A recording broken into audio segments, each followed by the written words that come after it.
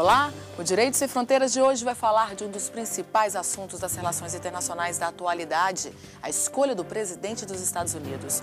O que a reeleição de Obama representa para o mundo? Quais os principais desafios do presidente democrata em meio à grave crise financeira? Estes e outros assuntos eu vou tratar com os meus convidados, o professor da Universidade de Brasília, Ricardo Caldas, e o professor de Direito e Relações Internacionais, Joanisval Gonçalves. Vamos assistir agora uma reportagem que explica como acontece o processo de eleição nos Estados Unidos.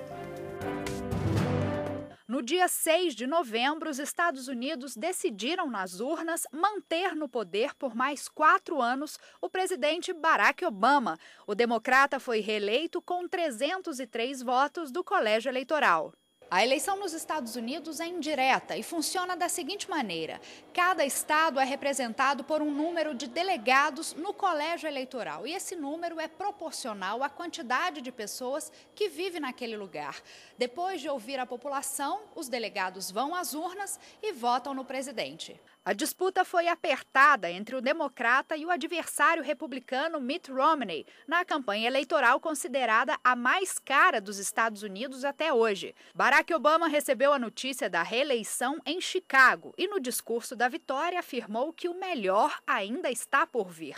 Na plataforma de campanha, o presidente democrata prometeu retirar as tropas militares do Afeganistão, estreitar a relação comercial com a China e enfrentar a crise econômica que atingiu o país. Bom, por que a campanha nos Estados Unidos foi tão acirrada entre democratas e republicanos e colocou Obama na berlinda até no final da campanha? Bom, é bom lembrar que esses últimos 4 anos nos Estados Unidos não foram anos fáceis, sobretudo do ponto de vista doméstico. A gente tem uma crise econômica grande, a gente tem grandes discussões como a questão da saúde. Então, nesse sentido, a administração Obama, várias vezes ela foi questionada. E isso, sem dúvida nenhuma, afetou a campanha. Dá uma outra visão. Eu acho que também houve uma discussão muito grande sobre valores durante todo o mandato do Obama, e essa discussão sobre valores reapareceu durante a campanha.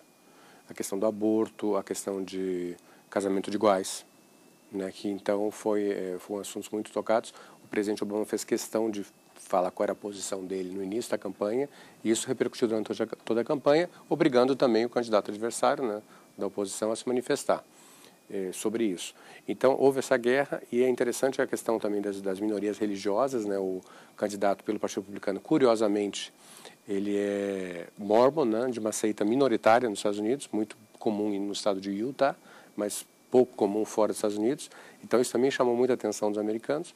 E ele chamou um outro grupo minoritário para fazer a composição da sua chapa, que era o seu vice, que é católico, que nos Estados Unidos é uma minoria. Então, eram 2 minorias concorrendo contra o Barack Obama. Então, esse é um aspecto. O segundo aspecto, do ponto de vista econômico, que a gente vai falar um pouco mais tarde, mas só para mencionar que o presidente Obama foi eleito com um discurso de recuperação, um discurso keynesiano, né, de retomada da economia, mas no meio do mandato ele ficou enfraquecido pela perda da maioria na Câmara e, de fato, no Senado, que impediu que ele levasse avante esse plano pelos cortes orçamentários que ele foi obrigado a fazer pela maioria republicana, e isso acabou repercutindo na campanha durante a discussão sobre geração de empregos. Uhum. Em relação a essa questão da geração de empregos, dos projetos do governo Obama em relação à área social, na primeira eleição de Obama, uma bandeira forte foi a questão da saúde pública. E isso houve um debate durante todos os 4 anos, porque a elite americana não estava acostumada a ter que subsidiar ou partilhar para poder atender a saúde daquela classe menos favorecida. O senhor acha, professor Joanisval, que isso também impactou e deu essa dificuldade de corrida de Obama na campanha? É interessante assinalar que, mais do que uma percepção da elite, essa é uma característica da sociedade americana como um todo. Essa questão da saúde ou da participação do Estado diretamente como fornecedor de serviço à população, isso não é tão típico do ponto de vista de saúde e educação, ainda assim, mas não é uma tradição, não era uma tradição nos Estados Unidos esse tipo de preocupação. Daí a preocupação individual e a preocupação dos Estados Unidos como sociedade, dos americanos como sociedade. Eles têm uma cultura muito, ao mesmo tempo que de um Estado que não participa ou não deve se envolver diretamente nas questões individuais, eles têm uma sociedade que é muito de formação de grupos para assistir, para dar assistência aos mais necessitados. É muito comum esse associacionismo nos Estados Unidos. Então, isso, sem dúvida nenhuma, modifica ou gera mudanças na percepção da sociedade nos Estados Unidos a respeito desse papel do Estado. Não é uma preocupação só das elites, efetivamente, mas, sem dúvida nenhuma, afetou a percepção que se tinha do presidente Obama. A questão da saúde sempre foi uma questão de honra para o Obama e o processo por meio do qual se chegou a essas reformas foi um processo que certamente gerou traumas para alguns setores na sociedade americana. Só para lembrar que saúde é vista como um bem privado, como um serviço que é prestado privadamente por hospitais e por plano de saúde. Então, qual é a ideia? Você trabalha numa empresa, seja ela pública ou privada, você tem um seguro-saúde. Então, esse seguro-saúde ele funciona para 80%, 90% dos americanos. O problema são os outros 10%. Né? Que é uma camada expressiva. Então, né? Em vários estados existem serviços públicos de saúde que são mais emergenciais, como Medicaid e alguns programas federais também de saúde, mas são muito pontuais. Eles não têm nada parecido de longe com o nosso SUS, né, Sistema Universal de Saúde. Houve outras tentativas no passado, é bom lembrar isso, durante o próprio governo Clinton, ele encarregou a esposa dele, né, de liderar uma comissão para tentar viabilizar isso no Congresso americano. Na época, acreditou-se que ia chegar a um acordo, não se chegou, o projeto dela, da Hillary, na época era muito ambicioso, então ela não conseguiu aprovação, e agora o do Obama conseguiu, depois de fazer muitas concessões. Então ele está longe também, muito longe, de ser um serviço universal. Não era essa a proposta dele, até porque esse conceito não cabe nos Estados Unidos, está totalmente fora da realidade deles. O que ele tentou foi viabilizar um serviço de saúde razoável, mínimo, para pessoas que não estavam conseguindo entrar no sistema tradicional dos seguros-saúde, que são muito caros lá. Os custos de saúde lá têm crescido tanto dentro do setor privado quanto no setor público, têm realmente crescido muito, como no Brasil também cresceram. Então, ninguém quer assumir totalmente isso. Então, o programa dele acaba sendo um programa bem mais, vamos dizer assim, menos abrangente do que as pessoas pensam ou do que ele gostaria. Mas é o que a realidade americana permite. É interessante lembrar isso que o professor Ricardo colocou, 10% da população americana são 30 milhões de pessoas. É muita gente. É muita gente. E realmente houve casos nos Estados Unidos, muitas vezes, da pessoa só poder contar com esse serviço emergencial e deixar o doente até o último momento para poder acionar o serviço público de emergência. É impensável imaginar uma situação dessa quando você imagina os Estados Unidos como um todo, né? Uma pessoa não ter assistência de saúde em casos crônicos, por esperar até o último Exatamente por essa percepção que Ricardo colocou de privado. É um assunto privado. Cabe lembrar que, por exemplo, os imigrantes não têm serviço de saúde, os filhos deles também não têm. Os ilegais não vão ter. E são os imigrantes uma das grandes... Que é contingente expressivo. E de motriz da economia, Isso. né? E não só eles, empreendedores de pequenas empresas que não tenham condições de bancar um serviço de saúde. Porque é muito caro, né, o serviço de saúde. É muito caro lá. Alguns baseados em seguro mesmo, outros em prestação contínua, como no Brasil, né? E também a gente tem um outro grupo de americanos, que são os de uma faixa etária mais elevada, de baixa renda, que não conseguem suportar os custos desse seguro. Olhando agora o resultado final, mesmo com esse entrave, com essa rejeição por parte da população americana por causa desses programas mais sociais de Obama, e um outro detalhe, a intenção dele de onerar os impostos dos mais ricos e desonerar os mais pobres para diminuir um pouco essa diferença, mesmo assim Obama foi reeleito. O que isso representa? Uma mudança, nem que seja pequena, da cultura americana? É difícil falar em mudança de cultura nos Estados Unidos nesse sentido. O começo dela. Talvez, mas é importante lembrar também a situação mais fragilizada em que se encontrava o candidato que perdeu, o candidato republicano, sobretudo mais ao final. As características até próprias, pessoais do Romney fizeram com que ele fosse, no final das contas, um grande eleitor de Obama. Havia um índice de rejeição por alguns setores muito grande a uma possível administração, não republicana, mas uma possível administração Romney. Então, isso afeta as eleições a eleição de Obama. Eu acho que é importante destacar que o candidato da oposição, no Romney, ele é um multimilionário, não é? Isso já pode ajudar, mas em alguns casos atrapalha. Nesse caso, atrapalhou. Ele foi visto como um defensor desse grupo de multimilionários.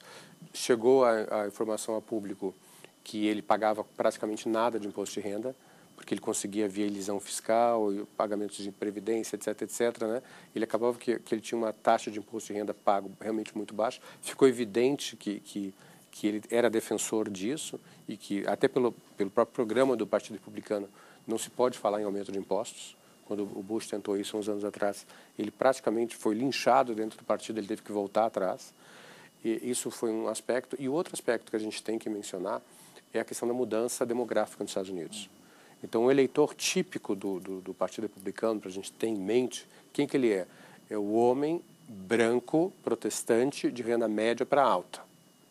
E esse grupo que fazia festa, né, do partido, né, há 20 anos atrás, agora ele está perdendo espaço para outros grupos em ascensão, em termos de renda, e também em ascensão demográfica. Então, o contingente de afro-americanos cresceu, o contingente de imigrantes cresceu. Latinos, né? Latinos em geral, né, dentro dos imigrantes, né, as mulheres são cada vez mais ativas politicamente e elas são típicas eleitoras democratas. Os afro-americanos em geral votam com o Partido Democrata. Ele tentou conseguiu em parte dividir os católicos que eram tradicionalmente democratas. Uma parte foi para os republicanos, mas essencialmente o grupo de renda média e alta. E com isso, o maior contingente realmente estava no Partido Democrata, do ponto de vista demográfico. Né, que são esses grupos todos que integram a sociedade americana. Então, para esses grupos, o discurso dele de justiça e uma política social mais agressiva fez sentido, porque são grupos que estavam se sentindo discriminados dentro do Partido Republicano. Ou seja, o Partido Republicano nos Estados Unidos é visto como partido do big business, né, das grandes empresas, voltado para o americano médio, que tem um bom emprego, trabalha bem, tem um carro e troca a cada 2 anos. Que é o sonho americano. Que é o sonho americano. Então, o Partido Republicano é o do sonho americano. Só que quem não estava ou não está dentro desse sonho ficou sem discurso. Então, ele acabou naturalmente indo integrar o Partido Democrata. E as mulheres, pelo fato de que, às vezes, na mesma posição, recebem menos que os homens para desempenhar o mesmo papel.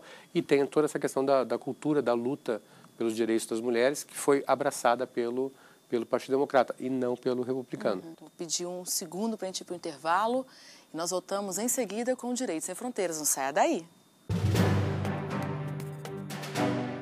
Em dezembro, o Rio de Janeiro vai sediar o 2º Congresso Global de Propriedade Intelectual e Interesse Público, que tem como tema Concretizando a Agenda Positiva.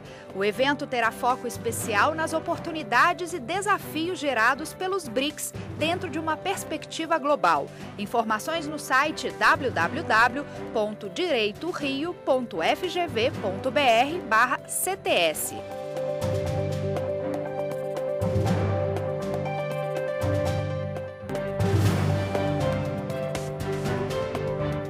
O Direitos Sem Fronteiras está de volta e hoje falamos sobre a reeleição de Barack Obama à frente dos Estados Unidos. E eu converso com os professores Ricardo Caldas e Joanisval Gonçalves. Bom, vamos falar um pouco de economia mundial, da relação Estados Unidos com outros países. E aí tem um personagem que está surgindo cada vez mais forte, que é a China. O que a reeleição de Obama representa para o comércio com a China? Bom, é interessante assinalar que, paralelamente à eleição ou à reeleição de Obama, as eleições nos Estados Unidos, a gente teve a mudança no governo na China. Foi praticamente simultâneo que a gente tem a reunião do Partido Comunista e a escolha. Bom, já se sabia quem quem chegaria à posição de hoje presidente da China, mas de toda maneira é um processo que assinala as duas grandes economias, as duas hoje grandes potências mundiais, passando por algumas mudanças, não tão significativas, mas mudanças. E a China, o foco da China, desde sempre, desde os últimos 30 anos, é um crescimento. E, pelo visto, o que se assinala é que se pretende continuar com essa perspectiva de crescimento. Em alguns anos, muito em breve, a China deve superar os Estados Unidos, acreditam alguns analistas, no que diz respeito a primeiro lugar como economia. Isso pode significar mudanças, sem dúvida nenhuma, e isso poderia influenciar as eleições nos Estados Unidos. Não vejo dessa maneira. Política externa não foi um tema prioritário na campanha desse ano. O foco foi muito mais em assuntos domésticos ou na influência da crise internacional nos Estados Unidos. Só que lá a perspectiva é outra.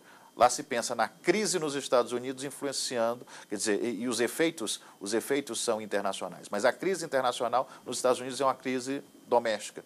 Claro, há problemas na União Europeia, claro, a própria China sofreu uma desaceleração, mas é a desaceleração de um gigante que já vai seguindo num ritmo significativo há 30 anos. E no fim da campanha, Barack Obama fez questão de sair um pouco dos assuntos domésticos e ter que dizer que vai ter uma boa relação comercial com a China. Por que isso, professor Ricardo Caldas? Por que essa preocupação? Veja só, na verdade essa boa relação ela já existe há alguns anos, né? Ela é anterior, no próprio governo Bush também, né? W. Bush, até mesmo antes disso. A China não só talvez o primeiro parceiro comercial dos Estados Unidos, como um outro aspecto que é muito importante que as pessoas esquecem, a China é um dos maiores compradores dos títulos norte-americanos. Então, quando os Estados Unidos está em processo de recuperação, uma das formas encontradas é a venda de títulos. Então, você precisa colocar muitos títulos, algo em torno de 1 trilhão, 2 trilhões de dólares no mercado. Se não houver compradores, esses títulos simplesmente eles perdem espaço, então você não tem como gerar a economia, inclusive, especialmente no caso do governo Obama, cujos 2 primeiros anos foram baseados em déficits estruturais. Então, quando os Estados Unidos precisa de alguém para tomar empréstimos, esse alguém é a China. Inclusive, um dos países é o país que tem a maior reserva internacional hoje, já mais de quase 2 trilhões de dólares, e é o país que está disposto a comprar os títulos norte-americanos. Então, não tem como se pensar hoje na política econômica e fiscal norte-americana sem falar da China.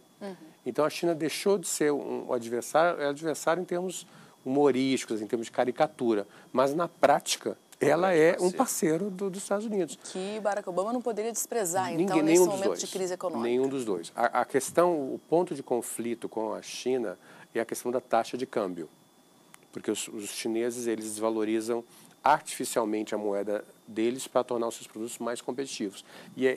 Esse é o único ponto de atrito, que eles gostariam que a moeda chinesa flutuasse, e se ela flutuasse, certamente ela se valorizaria até pela quantidade de dólares, não de yuan, mas de dólares, né, que eles possuem nas suas reservas internacionais. Tá certo? Que elas são muito bem lastreadas, tá certo? Até em função dos superávites que a China possui todo ano. E é isso que os Estados Unidos gostaria, de uma moeda chinesa mais valorizada para que os produtos americanos pudessem ser mais competitivos lá. Então, o que o Obama fez que irritou a China? Já que os republicanos não permitiram que ele aumentasse os impostos, ele aumentou a emissão de moeda. Então, de certa forma, ele desvalorizou o dólar. Já que a China não valoriza a sua moeda, ele desvalorizou a dele. E, com isso, os produtos ficaram relativamente mais competitivos. Então, a luta do mundo todo hoje é para impedir que os Estados Unidos façam a mesma coisa que a China está fazendo para não ter uma guerra cambial mundial. Porque se todo país fizer isso, vai ser um desastre para a economia mundial. Então, esse que é o grande desafio. Agora, voltando às questões internas dos Estados Unidos, o Barack Obama prometeu a retirada das tropas do Afeganistão. Para o mundo, isso é um sinal de política externa, um sinal de bandeira da paz, de que ele sempre defendeu que era contra a guerra e tudo mais. Mas tem um caráter econômico atrás disso. Manter essas tropas no exterior custa muito num momento de crise econômica, né? O país vive há 10 anos em guerra. E por mais que seja potência, qualquer grande nação, qualquer país que viva tanto tempo em guerra, Podem dizer, não, é uma guerra pontual, são ações pontuais, mas de toda maneira é um gasto, e um gasto que cresceu. Foi uma grande vitória para o Obama, e ele assinalou isso, a retirada das tropas do Iraque. No Afeganistão, há a perspectiva de saída, mas esses 10 anos desgastaram muito. E eu arriscaria dizer também que esses 10 anos de guerra contribuíram para a crise econômica interna nos Estados Unidos. Ninguém suporta tanto tempo de guerra. Eu tenho uma visão um pouco diferente nesse caso. As guerras, elas têm um lado de impacto, naturalmente, no orçamento, mas, por outro lado, elas também têm um lado positivo em termos de geração de demanda. Uhum. Então, e essa é uma questão muito discutida nos Estados Unidos, né?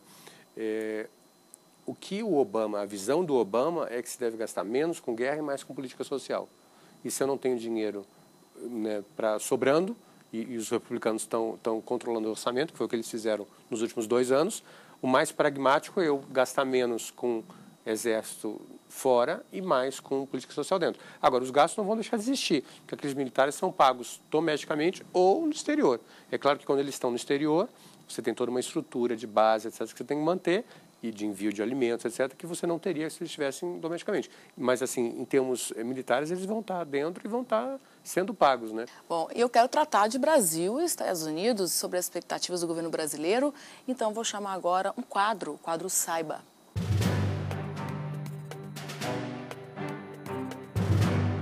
A relação entre Brasil e Estados Unidos, de forma geral, sempre foi boa.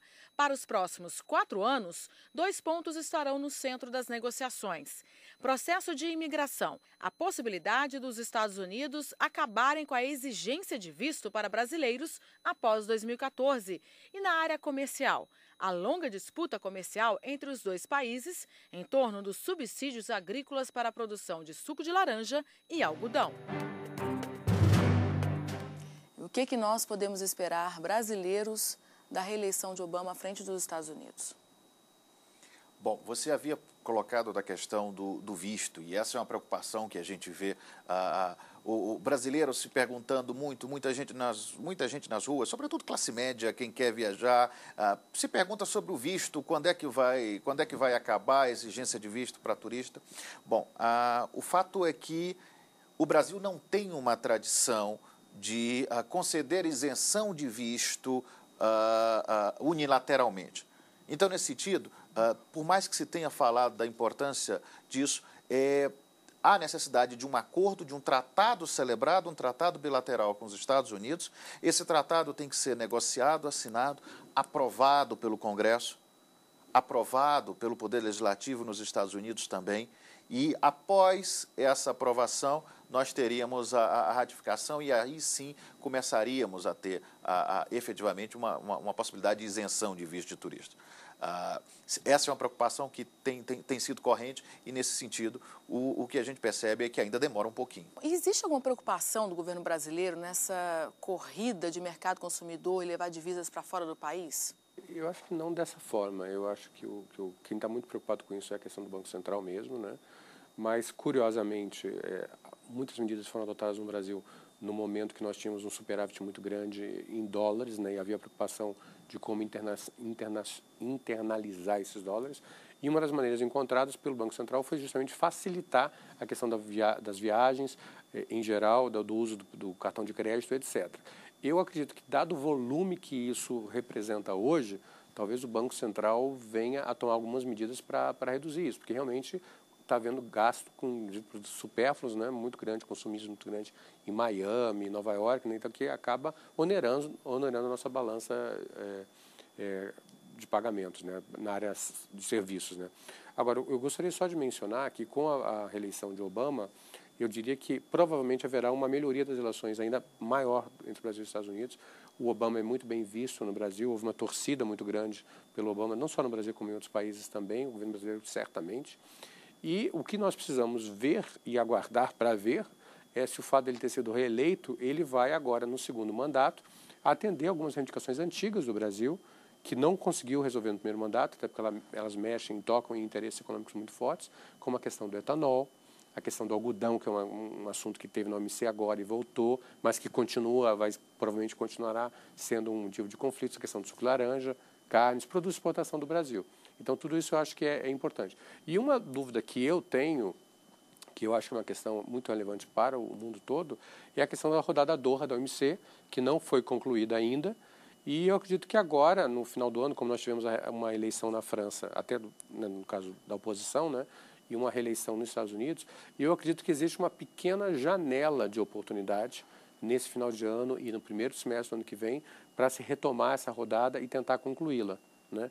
Agora, é claro que, por outro lado, a crise dentro da Europa e até a questão da redução do desemprego nos Estados Unidos, que houve, mas não foi considerada tanto quanto se esperava, a expectativa que ele gerou não foi cumprida, apesar de ele ter, na minha opinião, bons números para mostrar, também isso são forças que podem se opor a uma abertura comercial global, como se pretende com a rodada Doha. Mas, na minha opinião, seria importante concluir, e eu diria que o presidente Obama tem esse desafio pela frente. Resta saber se ele vai conseguir levar a cabo, né, e concluir com essa rodada que já se arrasta já há um bom tempo, quase uma década, né? Agradeço a presença dos senhores aqui no nosso programa. O Direito Sem Fronteiras de hoje tratou dos impactos da reeleição de Barack Obama para o mundo. Eu conversei com o professor da UNB, Ricardo Caldas, e com o professor de Direito e Relações Internacionais, Joanisval Gonçalves. Agradeço também a você que nos acompanhou em mais esta edição. Nos encontramos na semana que vem. Até lá!